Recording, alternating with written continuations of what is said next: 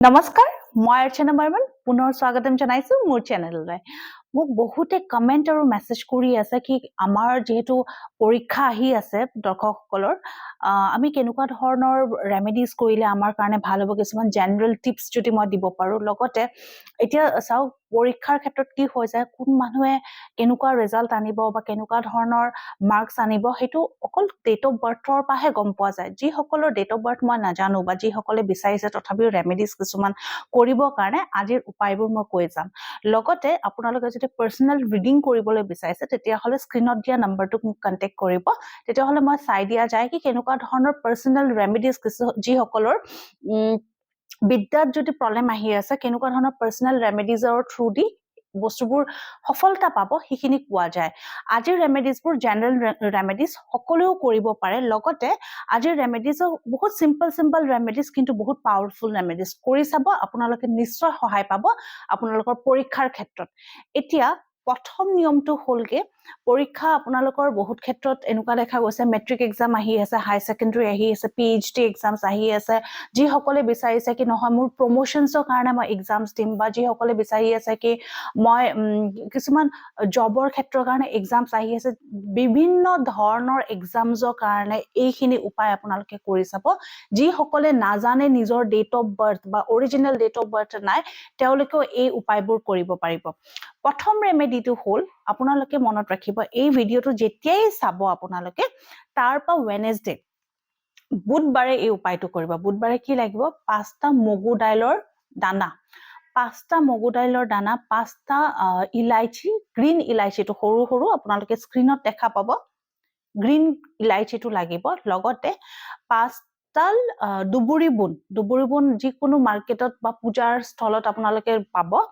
5টা দুবুৰি বুন 5টা ইলাইচি 5টা মগু দাইল গোটা মগু দাইল লব আৰু এখন গ্ৰীণ কালাৰ কাপোৰত বান্ধি লব বান্ধি লোৱাৰ পিছত কি কৰিব হেদিনাখন ওয়েডনেসডে আপোনালোকে যাব গণেশ ভগৱানৰ ওচৰত বা গণেশ মন্দিৰৰ ওচৰত যাব গণেশ ভগৱানৰ ওচৰত গৈ আপোনালোকে এই যে টোপোলাটো আপোনালোকে অৰ্পণ কৰিব গণেশ ভগৱানৰ ভৰিৰ কাষত লগতে হেদিনাখন যদি পাৰে আপোনালোকে ঘি চাকি জ্বলাব কোনোবাই যদি পাৰে 11 গছি ঘি চাকি জ্বলাবৰ কাৰণে অতি উত্তম আৰু যি সকলে নোৱাৰে তেতিয়া হলে আপোনালোকে এগছি চাকি জ্বলালেও হ'ব জ্বলোৱাৰ পিছত আপোনালোকে তাতে ওম গণেশায় নমঃ বুলি মন্ত্ৰ জাপ কৰিব 108 বাৰ লগতে আপোনালোকৰ কি প্ৰবলেম চলি আছে এডুকেশনছ ৰিলেটেড বা কি প্ৰবলেম চলি আছে এক্সামস বা এনজাইটি লেভেলৰ এনেকুৱা ধৰণৰ হয় কি বহুত বেছি এনজাইটি হৈ যায় এক্সামছৰ আগত আমি ডিসিশনস ল'ব নোৱাৰো আমি কোৱেশ্চনস কোনটো পঢ়িম কোনটো নপঢ়ো বিভিন্ন ধৰণৰ আমাৰ প্ৰবলেমছ আহি থাকে লাইফত সো আমি যদি বিচাৰো কেনেকুৱা ধৰণৰ ৰেমেডি কৰিলে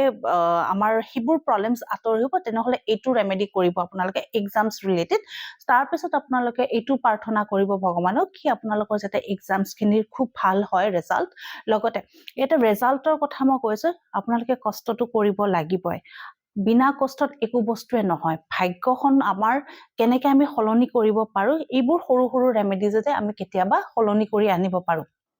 কিন্তু এটো নহয় কি আপোনালোকে 100ৰ ওপৰত 100এ পাব যি সকলে বহুত ডিজাৰ্ভিং হয় তেওঁলোকে নিশ্চয় পাব আৰু যি সকল ডিজাৰ্ভিং নহয় তেওঁলোকে পঢ়িব লাগিব লগতে এখিনি ৰেমেডিজ যদি কৰে বিভিন্ন ধৰণৰ উন্নতি পাব এটো হল প্ৰথম উপায় আপোনালোকে ভালকে মন্দিৰত গৈ পেলাই যি প্ৰাৰ্থনা কৰে কৰিব আৰু হেদিনাখন যদি পাৰে বুন্দিয়াৰ লাড্ডু বা বেচনৰ লাড্ডু যদি আপোনালোকে ভগৱানৰ ওচৰত যদি অৰ্পণ কৰে তেতিয়া হলে বহুতখিনি সফলতা পোৱা যায় 2 নম্বৰ ৰেমেডিটো হল যি সকলে বিচাৰিছে নিজৰ কনসেন্ট্ৰেচন বঢ়াবৰ কাৰণে ফোকাস হেৰুৱাই থাকে পঢ়াতটো বহে কিন্তু পঢ়াত বহাৰ পিছত মনটো উৰি যায় কৰবালৈকে কিবা কথা ভাবি থাকে বা বিভিন্ন ধৰণৰ নেগেটিভ থটস আহি থাকে বিভিন্ন ধৰণৰ কথা ঘৰুৱা কথা অফিচৰ কথা বা কলেজৰ কথা স্কুলৰ কথা তেনেকুৱা ধৰণৰ যদি আহি থাকে বা ডিস্টাৰ্বিং মাইন্ড বা ঘৰৰ কিছুমান প্ৰবলেমছৰ কাৰণে যদি পঢ়িব নোৱাৰা হৈ আছে তেতিয়া হলে এই ধৰণৰ উপায়টো কৰিব প্ৰথম কথাটো হল কি আপোনালোকে কি কৰিব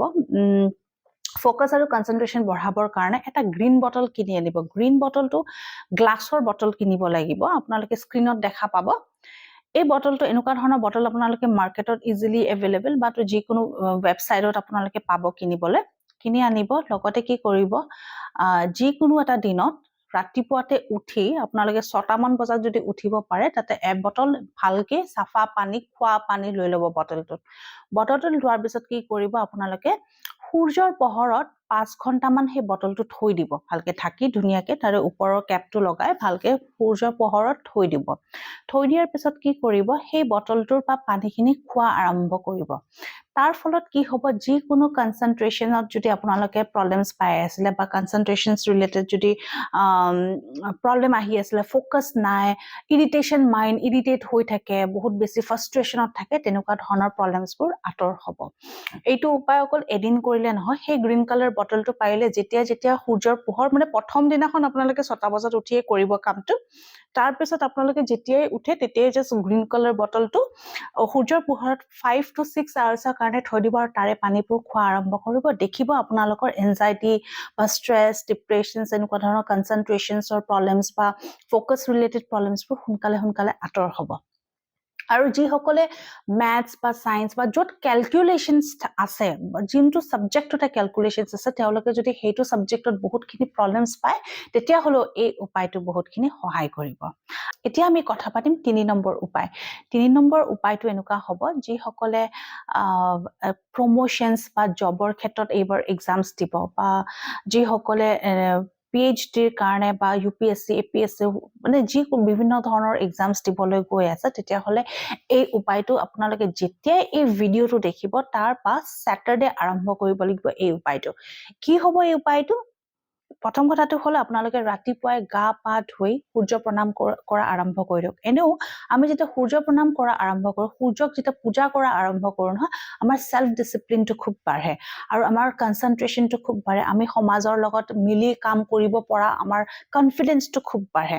লগতে নানান ধৰণৰ আমি অপৰচুনিটিজ এট্ৰেক্ট কৰিবৰ কাৰণে সূৰ্য প্ৰণাম কৰিব লাগে সো সূৰ্য প্ৰণাম কৰাৰ পিছতে আপোনালোকে কি কৰিব চেনি ভাত অকমান বনাই লব তাতে অকমান চেনি মিক্স কৰি দিব আৰু হিখিনি ভাত আপোনালোকে কাউৰীক খুৱাব ডেইলি আপোনালোকে এই উপায়টো কৰিব সূৰ্য প্ৰণাম কৰাৰ পিছতে আপোনালোকে ভাতত অকমান চেনি মিক্স কৰি মিঠা ভাত বনাই লব আৰু হিখিনি ভাতে আপোনালোকে পাৰিলে কাউৰীক খুৱাব প্ৰতিদিনে যেতিয়া আপোনালোকে এই কামটো কৰিব ন বহুতখিনি ৰূপে এনেকুৱা হৈছে 100% গ্যাৰান্টি হৈ যায় জবটো পোৱাৰ কাৰণে আৰু জবটো এনেকুৱা নহয় কি আপোনালোকে এটা জবতে কৰিছে বিভিন্ন ধৰণত এপ্লাই কৰক তাৰে ভিতৰত কোনোবা এটা জবত ভালকে লাগি যোৱা জাগে যোনটোৰ আপোনাৰ এনেকুৱা ধৰণৰ জবটো লাগে যোনটো আপোনালোকে আপোনালোকৰ উন্নতি হ'ব সেই জবটো প্ৰত্যেকটা জবত কিন্তু উন্নতি নহয় কিছুমান পাৰ্টিকুলাৰলি জব আমি পোৱা যায় যৰ পৰা আপোনালোকে বহুত সাকসেস বহুত গ্ৰোথ বহুত কি বুলি কয় অপৰচুনিটি যাতে আনিব পাৰে তেনেকুৱা ধৰণৰ আপোনালোকে জব পোৱা আৰম্ভ হৈ যাব লগতে যিসকলে এনেকুৱা ধৰণৰ এক্সামছ কম্পিটিটিভ এক্সামছ দিবলৈ গৈ আছে চৰকাৰী ৰিলেটেড তেতিয়া তেওঁলোকেও এইখিনি জব পোৱা আৰম্ভ মানে জব পাবলৈ বহুত বেছি সোনকালে জব পাবলৈ বহুত বেছি অপৰচুনিটি এট্ৰেক্ট কৰা যায় এতিয়া আমি কথা পাতিম 4 নম্বৰ উপায়ৰ ওপৰত যিসকলৰ কনসেন্ট্ৰেশন বহুত কম বা যিসকলৰ এনেকুৱা স্লো ষ্টাডি মানে পঢ়াত বহুত স্লো বহুত বস্তু এনেকুৱা হৈ যায় কি বহুত কিছুমানে বহুত ফাষ্ট এডাপ্ট কৰে যিসকলে ফাষ্ট এডাপ্ট কৰেটো ভাল কথা তেওঁলোকেও এই উপায়টো কৰিব পাৰিব আৰু যিসকলে বহুত স্লো হয় ষ্টাডিত বা বহুত বস্তু তেনেকুৱা হয় মানে একদম সিলি মিস্টেকস কৰে ঘৰত কিবা লিখি গৈছে পৰীক্ষাত কিবা লিখি আহিছে তেনেকুৱা ধৰণৰ যদি প্ৰবলেমছ হৈ থাকে এইবাৰ পৰীক্ষা দিয়াৰ আগে মনত ৰাখিব এই উপায়টো ওয়েডনেসডে পা কাম আৰম্ভ কৰিব লাগিব কিন্তু টিউজডে আপোনালোকে কি কৰিব গোটা মগু বা গ্ৰীন যিকোনো আপোনালোকৰ ভেজিটেবলছ গ্ৰীন শাক পাচলি হৈ যাওক বা গোটা মগু এনেকুৱা ধৰণৰ গ্ৰীন যি বস্তু খাদ্য হেনেকুৱা ধৰণৰ খাদ্য গোটা মগু হলে আপোনালোকে তিয়াই থব লাগিব টিউজডে ৰাতি আৰু শাক পাচলিও যদি কিনি আনে আপোনালোকে টিউজডে ৰাতি কিনি আনক বা আপোনালোকে টিউজডে ৰাতিয়ে ৰেডি কৰি থৈ দিয়ক ইমিডিয়েটলি ৰাতিপুৱা আপোনালোকে কি কৰিব এই গোটা মগুখিনি আপোনালোকে গৰুক খুৱাব লগতে শাক পাচলি যদি কিনি আনিছে শাক পাচলিও গৰুক খুৱাব আৰু মনোকামনা কব কি আপোনালোকে যাতে স্লো ষ্টাডিটো ফাষ্ট হয় বা আপোনালোকৰ যদি পঢ়াত বহুত ডিফিকাল্টিজ পায় বা বিভিন্ন ধৰণৰ মানে প্ৰবলেমছ পায় পঢ়াৰ ৰিলেটেড তেতিয়াহ'লে সেইবোৰ যাতে আঁতৰি যায়, অবষ্টিকলছবোৰ যাতে আঁতৰি যায়, এই ধৰণৰ যদি আপোনালোকে মনোকামনা কৰে, এই ধৰণৰ কথা যদি আপোনালোকে আৰম্ভণিৰ পৰা কোৱা আৰম্ভ কৰে, গৰুক যেতিয়া খুৱাই থাকিব তেতিয়াই কৈ যাব, মনেৰে কৈ যাব কি মোৰ এইখিনি প্ৰব্লেম হৈ আছে, যাতে এইখিনি প্ৰব্লেম মোৰ আঁতৰ হৈ যায়। এনেকুৱা ধৰণৰ যদি কথা কৈ যায়, তেতিয়া দেখিব আপোনালোকৰ কনচেনট্ৰেশ্যনটো খুব বাঢ়িব, শ্ল' লাৰ্ণিঙৰ পৰা আপোনালোকে বহুতখিনি ফাষ্ট হ'ব আপোনালোকৰ এডাপশ্যনটো, আৰু আপোনালোকে যি পঢ়ে সেইখিনি বস্তু মনত থাকিব। এইবোৰ সৰু সৰু টিপছৰ বা আপোনালোকক আশা কৰোঁ কি সহায় কৰিব। কিবা যদি আপোনালোকে বুজি নাপায় তেতিয়াহ'লে মোক কমেণ্ট বক্সত কমেণ্ট কৰিব, নহ'বা পাৰ্চনেলি মেছেজ কৰিব পাৰিব, তাত মই আপোনালোকক বুজাই দিম। লগতে